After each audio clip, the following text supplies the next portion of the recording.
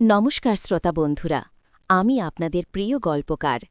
আজ আপনাদের জন্য নিয়ে এসেছি এক নাম প্রকাশে অনিচ্ছুক এক ফলোয়ারের পাঠানো এক অসাধারণ, গভীর এবং অত্যন্ত আবেগপ্রবণ একটি গল্প। এই গল্পটি আমাদের সমাজের চিরাচরিত নিয়ম, সংস্কার আর মানব মনের আদিম আকর্ষণের এক জটিল বুনন। এক সাধারণ বাঙালি পরিবারের সুখী জীবনে লুকিয়ে থাকা এক গভীর যন্ত্রণার কথা। এটি এমন এক প্রেম কাহিনী যা বলা যায় না, কিন্তু যা হৃদয় দিয়ে অনুভব করা যায়। তবে তার আগে একটি জরুরি ঘোষণা।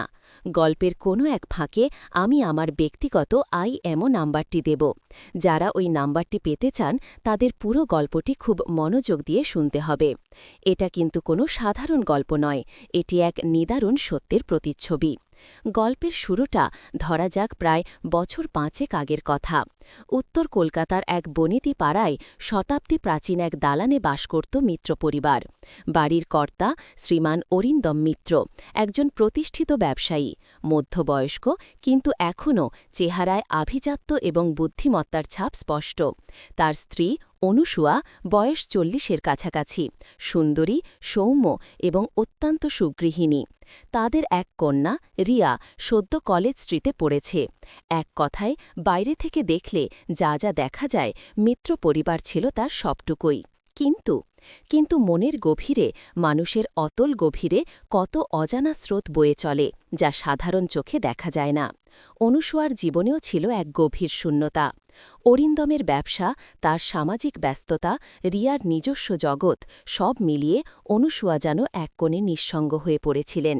অরিন্দম ভালো মানুষ, কিন্তু তাদের মধ্যে সেই পুরনো আবেগ, সেই গভীর বোঝাপড়াটা কবে যেন হারিয়ে গিয়েছিল। দৈনন্দিন জীবনের রোজানামচায় চাপা পড়ে চেয়েছিল তাদের প্রেম। অরিন্দম অনুসুয়ার অভাব বুঝতেন না, আর অনুসুয়া তার এই একাকিত্বকে ভাগ করে নেওয়ার মতো কাউকে খুঁজে পাচ্ছিলেন না। এই সময়ে তাদের বাড়িতে নতুন কাজের ছেলে হিসেবে আসে রাতুল। বয়স সবে ২২ কি ২৩। গ্রামের ছেলে, সাদাসিধে, কিন্তু চোখে মুখে ছিল তীক্ষ্ণ বুদ্ধির ছাপ। পড়াশোনায় ভালো, অরিন্দমের মেষ বাড়িতে থেকে পড়াশোনা করত। অরিন্দম তাকে মাইনেতে কাজ দিয়েছিলেন, যাতে তার খরচ উঠে যায়। রাতুল বাড়ির সব কাজ করত, বাজার করা, ঘর পরিষ্কার করা, অরিন্দমের অফিসের টুকিটাকি কাজ। কিন্তু তার মধ্যে অন্য কোনো কাজের লোকের মতো সাধারণতা ছিল না। তার মধ্যে ছিল এক ধরনের পরিশীলিত ভঙ্গি, যা অনুসুয়াকে প্রথম থেকেই আকর্ষণ করেছিল। প্রথম অনুসুয়া রাতুলকে সাধারণ কর্মচারী হিসেবেই দেখতেন, কিন্তু ধীরে ধীরে সেই চেনা দেওয়ালটা যেন ভাঙতে শুরু করল।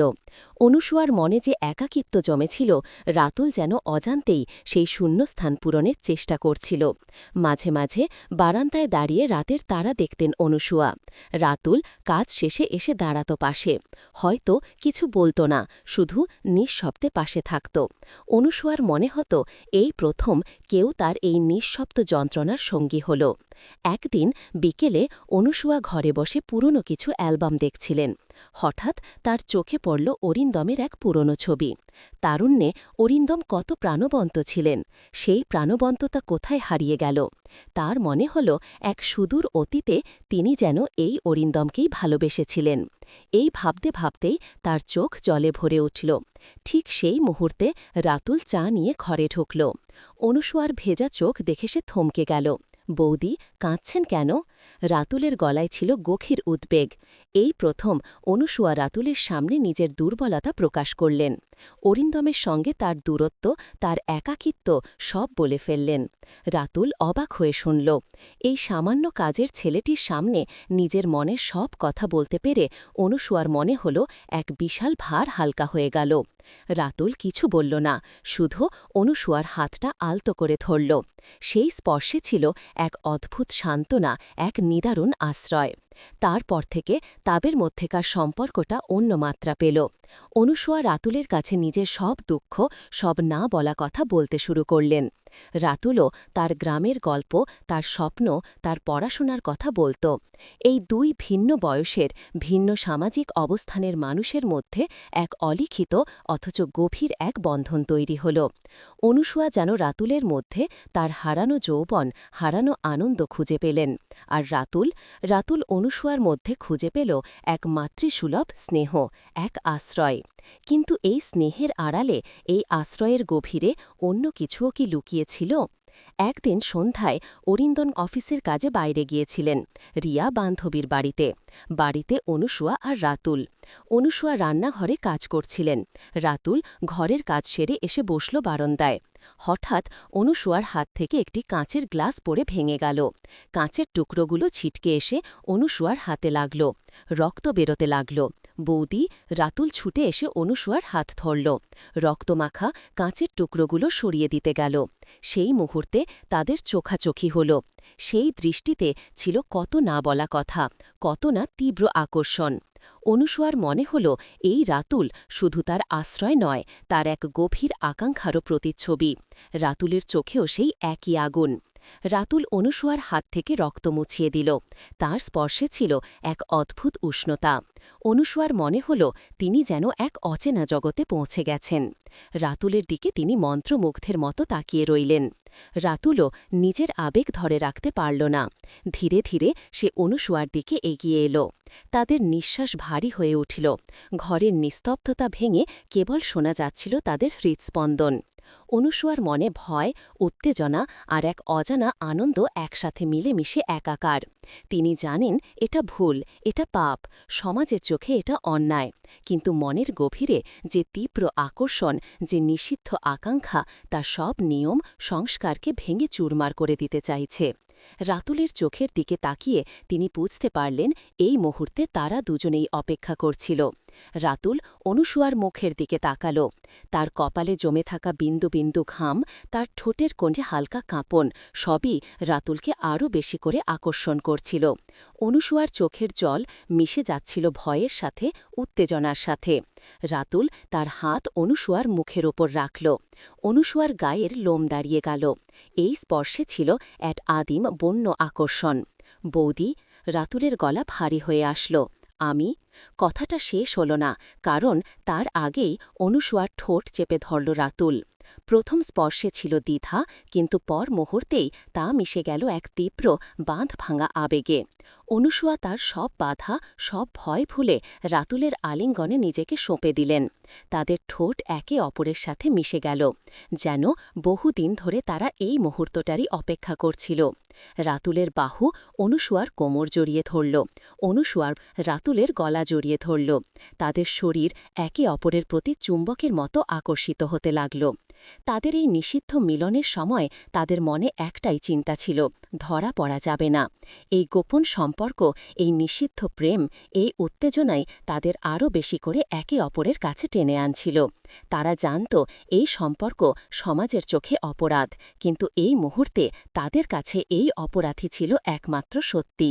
সেই রাতে তাদের জীবনের এক নতুন অধ্যায় শুরু হল, এক নিষিদ্ধ অধ্যায়, এক তীব্র রোম্যান্টিক উত্তেজনা এবং ভয় মেশানো অধ্যায়। তারা একে অপরের কাছে আশ্রয় খুঁজছিল, কিন্তু সেই আশ্রয় তাদেরকে এক গভীর অতল গহ্বরের দিকে ঠেলে দিচ্ছিল। এরপর থেকে তাদের দেখা সাক্ষাৎ হতো লুকিয়ে, গভীর রাতে, যখন অরিন্দন ঘুমিয়ে পড়তেন, বা যখন রিয়া বাড়ির বাইরে থাকত। অনুসূয়ার মনে চলত এক তীব্র যুদ্ধ। একদিকে সমাজের ভয়, স্বামীর প্রতি অপরাধবোধ, অন্যদিকে রাতুলের প্রতি তীব্র আকর্ষণ। রাতুলও বুঝত এই সম্পর্কটা বেশিদিন টিকবে না, কিন্তু তারা নিজেদের এই নিষিদ্ধ আকর্ষণের টানে যেতেই থাকল। একদিন অরিন্দম বাড়ি ফিরতে একটু দেরি করলেন। রাতুল তখন অনুসূয়ার ঘরে। হঠাৎ দরজায় কড়া নাড়ার শব্দ। অনুসূয়া আর রাতুল দুজনেই চমকে উঠল। অনুসূয়া প্রায় চিৎকার করে উঠল, কে? বাইরে থেকে আওয়াজ এলো, আমি অরিন্দম, দরজা খোলো। অনুসূয়ার মনে যেন বাজ পড়ল। রাতুল তখন তার পাশে। অনুসূয়ার মুখ ফ্যাকাশে হয়ে গেল। তারা কি করবে? এই অবস্থায় ধরা পড়লে তাদের কি হবে? এই সময় আপনাদের জন্য সেই বিশেষ ঘোষণা। আপনারা যারা আমার IMO নাম্বার পেতে চান, তাদের বলছি, এই গল্পের পরের অংশটি পেতে হলে আপনাদের কমেন্ট করে জানাতে হবে। আর আমি আমার IMO নাম্বারটি দেব পরবর্তী পর্বে, যখন গল্পটি আরও উত্তেজনার চূড়ান্ত পর্যায়ে পৌঁছাবে। তাই চোখ রাখুন, সাবস্ক্রাইব করুন। অনুসুয়া ফিসফিস করে রাতুলকে বলল, কি হবে এখন? রাতুল অনুসুয়ার হাতটা শক্ত করে ধরল। তার চোখে ছিল এক অদ্ভুত সংকল্প। সে অনুসুয়ার দিকে তাকিয়ে বলল, আপনি ভয় পাবেন না বৌদি, আমি আছি। কিন্তু অরিন্দমের দরজায় আবার ধাক্কা, এবার যেন আরও জোরে। অনু, দরজা খোলো, এত দেরি করছো কেন? অরিন্দমের গলায় কিছুটা বিরক্তি। অনুসুয়ার মনে হল তার হৃৎপিণ্ডটা যেন এখনই ফেটে যাবে। রাতুল তার হাত ধরে বলল, জানলা দিয়ে বেরিয়ে যান। অনুসুয়ার মনে সংশয়, সে কি পারবে? ঠিক সেই মুহূর্তে অরিন্দম নিজেই দরজার টাওয়া ধাক্কা দিয়ে খুলে ফেলল। বাহ!